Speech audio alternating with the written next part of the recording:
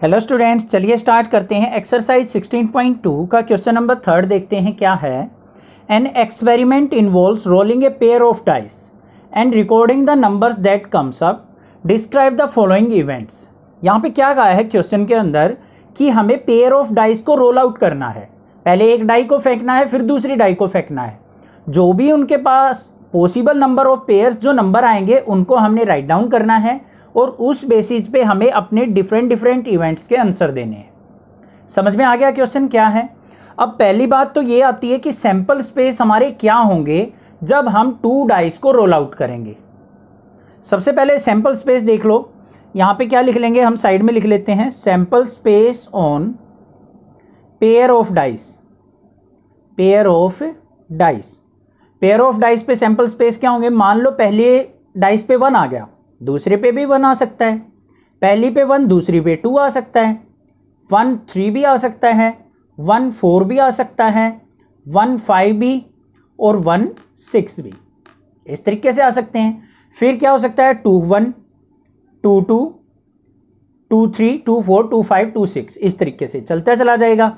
और 6 1 6 2 6 3 6 4 6 5 और 6 6, ये हमारे क्या हैं पॉसिबल सैंपल स्पेस हो सकते हैं। क्लियर हो गया। तो टोटल 36 हमारे सैंपल स्पेस होंगे। अब इनके बेसिस पे हमें अपने इवेंट्स के आंसर देने हैं। सबसे पहला ए इवेंट क्या है, the sum is greater than 8। दोनों डाइस पे जो नंबर आए हैं उनका सम ग्रेटर देन 8 होना चाहिए। तो देखते हैं भाई, इवेंट ए क्या लिखेंगे। फर्स्ट जो पार्ट है हमारा sample space of event A. Event A के सैंपल स्पेस कौन कौन से बनेंगे। सम क्या होना चाहिए हमारा, ग्रेटर देन 8। तो देखो 1 + 1 करेंगे 2, ये तो 8 से ग्रेटर नहीं है। यहां पे 1 + 6 करेंगे 7। तो इस पूरी लाइन में से कोई भी नंबर ऐसा नहीं है जिसका हमारा सम जो है ग्रेटर देन 8 हो। यहां पे 2 2 होगा, फिर 2 3 होगा, 2 4 होगा, 2 5 होगा, 2 6 होगा। 2 6 के अंदर देखो हमारा क्या होगा, सम तब भी हमारा ग्रेटर देन 8 नहीं आ रहा। 2 और 6 का सम, 2 और 6 का सम क्या होगा 8, ये भी ग्रेटर देन 8 नहीं है। अब बात करते हैं 3 1, ये भी नहीं है। 3 2 होगा, 3 3 होगा, 3 4 होगा, 3 5 होगा। उसके बाद 3 6 आएगा हमारा। 3 6 के अंदर क्या होगा, 3 और 6 का सम 9 होता है, ग्रेटर देन 8 होता है। तो यहां पे क्या आ जाएगा, 3 और 6 आ गया हमारा, ये पेयर आ गया। 4 वाली लाइन में चलो, 4 और 5 का होगा हमारा, क्योंकि 4 और 5 9 हो गया, 4 और 6 हो गया। फिर 5 वाली लाइन पे चलो, 5,4 होगा, 5,5 होगा और 5,6 होगा। ठीक है। और देख लेते हैं 6 वाली लाइन में, यहां से स्टार्ट हो जाएगा 6,3 6,4 6,5 और 6,6।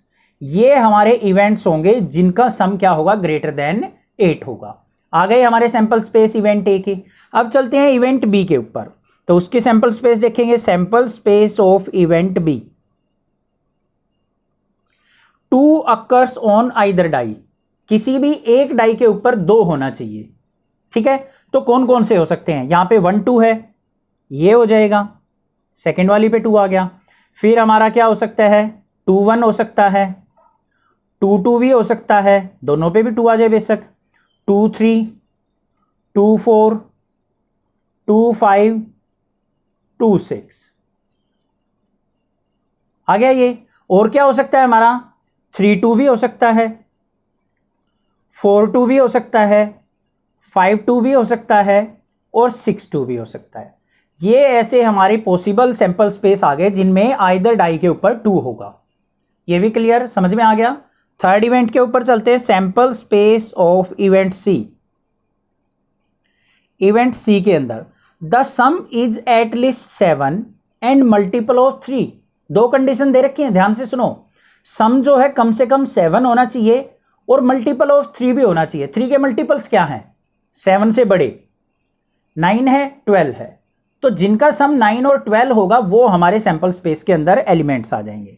तो यहां पे कौन कौन से हो जाएंगे, एक तो 3 6 है, 4 और 5 है, 4 5 का सम भी 9 होता है, 5 4 है, इनका सम भी 9 हो गया, मल्टीपल ऑफ 3 है, 6 और 3 हो गया और हमारा 6 और 6 भी हो जाएगा।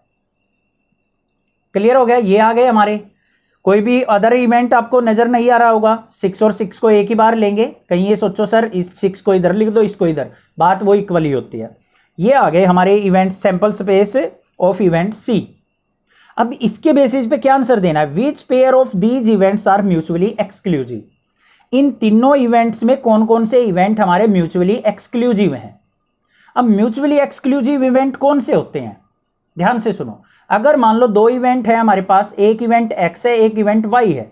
अगर इन दोनों का इंटरसेक्शन फाई आ जाए, नल आ जाए, दो इवेंट्स का इंटरसेक्शन क्या आ जाए? नल, मतलब दोनों इवेंट्स के अंदर कोई भी कॉमन एलिमेंट ना हो, उसको हम म्यूचुअली एक्सक्लूसिव कहते हैं। तो पहले हम ए और बी को चेक करते हैं। ए इंटरसेक्शन बी, ए और बी में देखते हैं हम कोई भी हमारा कॉमन है या नहीं है। इनके अंदर कोई भी कॉमन एलिमेंट नहीं है। ये इवेंट ए के हैं, ये इवेंट बी के हैं, इनके अंदर कोई भी कॉमन एलिमेंट नहीं है। तो ए इंटरसेक्शन बी क्या हो गया? 5। फिर हमें किसको देखना है? बी इंटरसेक्शन सी देख लेते हैं, बी और सी। इसके और इसके अंदर कोई हमारा कॉमन एलिमेंट है? नहीं है। इसके अंदर और इसके अंदर भी कोई भी हमारा एलिमेंट सेम नहीं है। तो बी इंटरसेक्शन भी क्या है हमारा? 5 है। ठीक है। अब हम देख लेते हैं ए इंटरसेक्शन सी। ए और सी के अंदर, ए और सी के अंदर कॉमन है, देखो 6 6 इसमें भी है, इसमें भी है। तो ये intersection C not equal to क्या है? 5, मतलब ये नल सेट के इक्वल नहीं है। तो हमारा ए एंड बी और बी एंड सी, ये दोनों पेयर आर म्यूचुअली एक्सक्लूसिव।